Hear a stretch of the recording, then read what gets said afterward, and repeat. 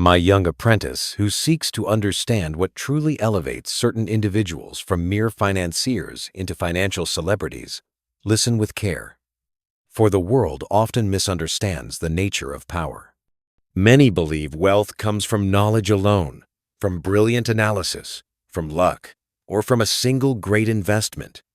Yet behind every titan Buffett, Soros, Dalio, Thiel, Icahn, Schwartzman, Burns, Winfrey, Cuban, there lies an invisible architecture more powerful than capital itself, the network.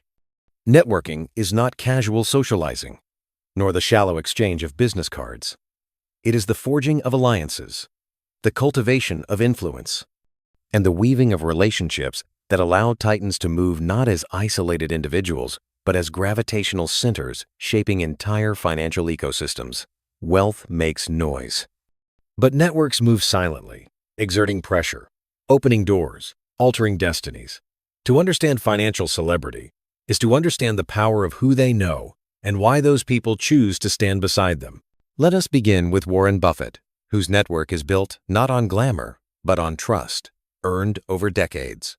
His annual Berkshire Hathaway shareholder meeting, often called the Woodstock of capitalism, is not merely a gathering, it is a pilgrimage. CEOs, investors, founders, and financiers travel to Omaha to absorb his wisdom and align themselves with his philosophy. Buffett's network grew because he made himself a source of reliability. When he partners with someone, that person gains not only capital, but prestige. Buffett teaches that the most powerful network arises from being someone others want to be associated with, not because of fame, but because of character. Now, turn your gaze to Charlie Munger, whose networking superpower is intellectual clarity. Munger does not charm. He elevates. He draws brilliant minds into his orbit through the sheer force of multidisciplinary thinking. People seek him not for opportunities, but for perspective. His network grew because he became a lighthouse, steady, bright, unshakable. Munger teaches that the mind, sharpened properly, attracts allies effortlessly. Let us now consider Ray Dalio, whose network spans nations, sovereign funds, prime ministers, presidents, and economic architects. Dalio built his network through radical transparency and radical truth principles so rare in powerful circles that they acted like a magnet. His ability to articulate global macro cycles made him indispensable to world leaders. He does not network casually. He networks through value creation. Every relationship emerges from insight given, not favors asked. Dalio teaches the power of intellectual generosity. When you help others see clearly, they anchor themselves to you. Shift now to George Soros, whose network reaches across political movements, philanthropic organizations, hedge fund elites, and global think tanks. Soros understands that influence flows not only through capital, but through ideas. His network is ideological, intellectual, strategic. He forms alliances with those who share his mission of shaping global systems, which gives him access to corridors of power far beyond finance. Soros teaches that the strongest network is built not on profit, but on shared worldview. Now consider Peter Thiel, a master architect of network leverage. His PayPal Mafia, a circle of founders who worked together in the early days, became one of the most powerful networks in Silicon Valley history. From this single core emerged Tesla, SpaceX, Palantir, YouTube, LinkedIn, Yelp, Affirm, and more. Thiel's network thrives because he identifies talent early, backs it decisively, and then strengthens the web by keeping lines of communication open long after success is achieved. Thiel teaches that networks grow most powerfully when formed in the crucible of shared struggle. Turn your attention to Oprah Winfrey, whose networking mastery differs entirely, yet equals any financier's. Her influence does not come from hedge funds, but from emotional resonance, trust, and authenticity.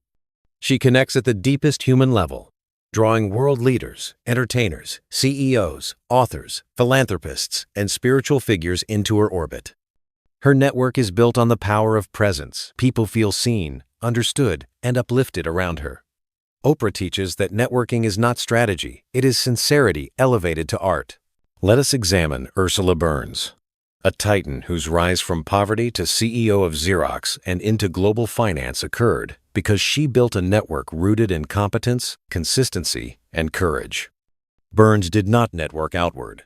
She networked upward, proving herself to mentors, collaborators, and boards until her name became synonymous with capability. Her network today spans Fortune 500 companies, governments, and international organizations. Burns teaches that credibility is the strongest currency in elite networks. Now look at Mark Cuban, whose networking style is bold, informal, and fast. Cuban forms connections through opportunity. He identifies talented people, backs them early, and stays accessible. His network is built through speed, quick decisions, quick collaborations, quick bets. Cuban teaches that momentum creates its own gravity. Shift your gaze to private equity titans like Steven Schwartzman and Henry Kravis, whose networks are woven into the very infrastructure of global finance. Their relationships span pension funds, sovereign wealth funds, real estate empires, government bodies, and multinational corporations. Their networking philosophy is simple: be indispensable. They solve problems others cannot solve, and in return, they gain alliances that last decades. From these examples, patterns begin to emerge, patterns that reveal the true nature of elite networks. First, financial celebrities do not collect contacts. They cultivate alliances. Their connections are forged through shared wins, shared hardship, and shared missions. Second, they provide value before they request it. They offer insight, opportunity, introductions, capital, clarity, always giving first. Third, they build reputations so strong that connections seek them. Trust, consistency, competence. These qualities attract power naturally. Fourth, they create ecosystems, not friendships. Buffett has Omaha. Thiel has the PayPal alumni. Soros has Open Society. Dalio has principles. Oprah has her global sphere of influence. Fifth, they understand the geometry of influence. Weak ties spread information. Strong ties spread opportunity. Deep ties spread power. Sixth, they network upward, outward, and inward simultaneously. Upward for mentorship, outward for opportunity, inward to strengthen the core circle that will anchor expansion. Now, apprentice, we must explore the psychological dimension of networking among financial elites, for this is where most fail. The masses view networking as performance. The elites view networking as alignment. They do not seek to impress. They seek to integrate. They do not chase, they attract. They do not cling, they curate. They understand that a powerful network does not arise from forced conversation, but from shared excellence. Excellence is magnetic. Achievement is adhesive.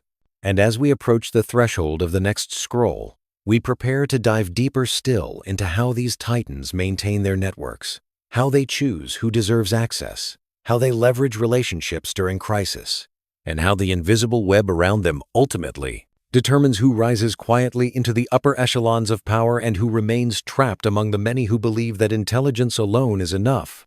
For in the world of finance, as in every empire ever built, no one ascends alone.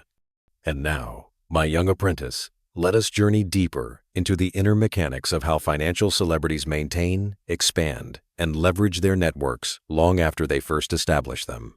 For the truth is this: building a network is easy. Sustaining one is art. Connections forged in excitement die quickly, but alliances built through integrity, consistency, and strategic reciprocity endure across decades. And the financial titans, those whose names echo across industries, understand that a network is not a list of people. It is a living organism, requiring nourishment, pruning, and intentional cultivation. Let us begin with how financial celebrities maintain their networks. They do so through a rhythm of presence without pressure. They do not flood their allies with demands, nor disappear for years. Instead, they maintain what I call the pulse of relevance. Buffett writes annual letters that nourish his entire ecosystem. Dalio releases insights and frameworks that keep his network intellectually fed. Oprah curates meaningful conversations that reaffirm emotional bonds. Thiel invests in early founders, stays updated on their journeys, and reappears with value at pivotal moments. These actions create an unspoken truth. The most powerful people remain present without being overwhelming, visible without being needy. Now let us study how they choose who enters their inner circle. You might imagine they seek wealth, status, or glamour, but no, these things impress the shallow, not the powerful. Financial celebrities value three traits above all: competence, discretion, and alignment.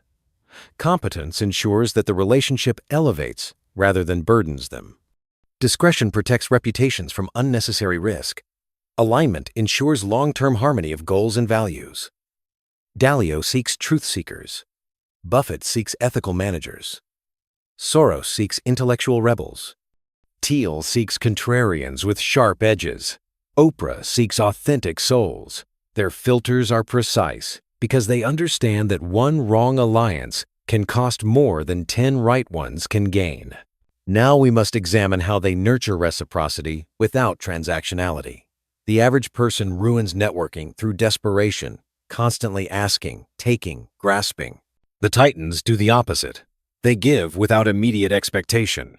A crucial introduction, a timely idea, a stabilizing perspective, a bridge between two worlds.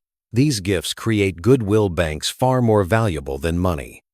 When the time comes that they need something, the network responds eagerly, not reluctantly. This is why Buffett receives deal opportunities before others. Why Dalio is called by governments. Why Thiel's alumni still build new empires around him. Why Oprah can mobilize millions with a whisper. The elite understand that generosity compounds. Now let us turn to how they leverage their networks during crisis, for this reveals the true potency of their alliances. When markets collapse, financial celebrities are never isolated. They have liquidity partners ready to co-invest. They have political allies to navigate regulatory storms. They have analysts, strategists, and former rivals who become temporary collaborators. Crisis strengthens their networks, while weakening those who never built them properly. In 2008, Buffett's network gave him access to deals Goldman Sachs, Bank of America, that the average investor could never dream of. In market chaos, value flows toward the center of the strongest networks.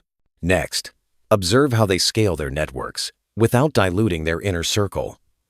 The elite do not expand connection through random accumulation. They build tiered ecosystems, the inner circle of confidants and co-strategists, the mid-circle of partners and collaborators, the outer circle of admirers, supporters, and mentees. Each circle has different access, expectations, and responsibilities. This layered architecture preserves intimacy while enabling broad influence. It is why someone like Soros can maintain influence globally while relying only on a few trusted advisors for actual strategic decisions. Now consider the psychological posture of these individuals within their networks. They do not attempt to dominate every conversation, nor do they shrink in humility. They sit in a place I call quiet gravity. They speak when it matters. They listen more than they reveal. They choose words with the weight of consequence. They understand that power does not come from volume, but from resonance. Their presence is the message, and their silence is often louder than the noise of 100 lesser voices. But we must now explore something even deeper: the compounding effect of networks over time. Early in life, a brilliant mind may outperform a better connected one. But as years pass, the networked individual gains exponential advantage. Opportunities flow automatically. Information arrives earlier. Deals appear organically. Partnerships emerge naturally. A single conversation shifts the direction of an industry. And so the self-made titans of today become the gatekeepers of tomorrow. This compounding is slow at first, then unstoppable. Understand also that networks do not remain static. The elite prune their networks with ruthless discipline. They remove individuals who drain energy, violate trust, break alignment, or bring volatility. They understand that a single toxic relationship can infect an entire ecosystem. And so networking, at the highest level, is as much about subtraction as addition. Yet perhaps the most profound truth of all lies here. The network shapes the person as much as the person shapes the network. Buffett became wiser through Munger. Dalio became sharper through debate with his team. Thiel became more contrarian through his circle of founders. Oprah became more far-reaching through the world changers she aligned with. These titans are not static monoliths. They are ever-evolving, shaped by the company they keep. And as this scroll nears its end, we arrive at the final revelation. Networking is not the secret to financial celebrity wealth. Becoming the kind of person worthy of a powerful network is. The network forms around character, around competence, around clarity, around generosity, around discipline, around courage. So now, my young apprentice, before this chapter closes, share in the comments which networking principle you feel called to master first. And if this journey illuminated the invisible architecture behind financial power, subscribe to this channel, where every new scroll sharpens your mind to navigate rooms where opportunity is spoken softly and only the prepared can hear it.